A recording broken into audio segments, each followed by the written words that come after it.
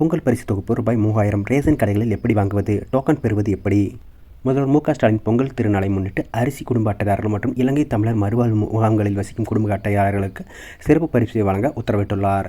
இந்த தொகுப்பில் ரூபாய் 3000 ரொக்கம், 1 கிலோ பச்சரிசி, 1 கிலோ சர்க்கரை, முழு நீலக்கரும்பு, வேட்டி மற்றும் சேலைகள் ஆகியவை அடங்கும். இவை அனைத்தும் நியாய விலைக் கடைகளின் மூலம் பொங்கலுக்கு முன்பாகவே விநியோகிக்கப்படும். அரிசி குடும்ப அட்டைதாரர்கள் மற்றும் இலங்கை தமிழர் மறுவாழ்வு முகாம்களில் இருப்பவர்களுக்கு இந்த பரிசு வழங்கப்படும். எப்படி பொங்கல் பரிசு வாங்குவது? இது மிகவும் எளிதானது. உங்களுக்கு ஒரு டோக்கன் ரேஷன் கார்டு அடிப்படையில் நாளை முதல் வழங்கப்படும். டோக்கன் கிடைத்தவர்கள் அதை காட்டி ரேஷன் கடைகளில் பொருட்கள் மற்றும் பணத்தை வாங்கிக் கொள்ளலாம். பொங்கல் பரிசு தொடர்பாக டோக்கன் அச்சடிக்கும் பணிகள் தீவிரமாக நடைபெற்று வருகிறது. இந்த டோக்கனில் முக்கியமான விவரங்கள் இடம்பெற்றுள்ளது.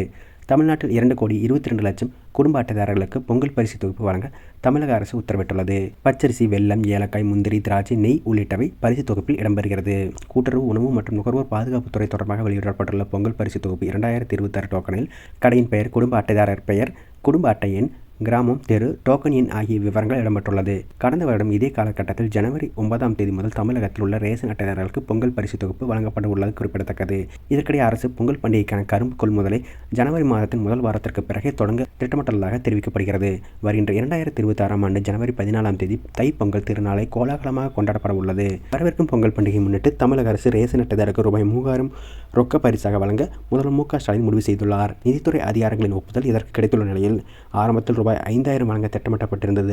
ஆனால் இப்போது ரூபாய் 3000 வழங்க முடிவு செய்யப்பட்டுள்ளது.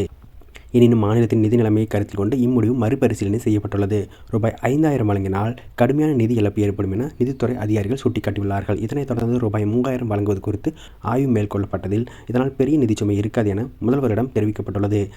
தமிழர்களின் பாரம்பரிய அடையாளமான கொண்டாடப்படும் பொங்கல் திருநாள் விவசாயத்திற்கும் மனித குலத்திற்கும் நன்றி செலுத்தும் முக்கிய பண்டிகையாகும்.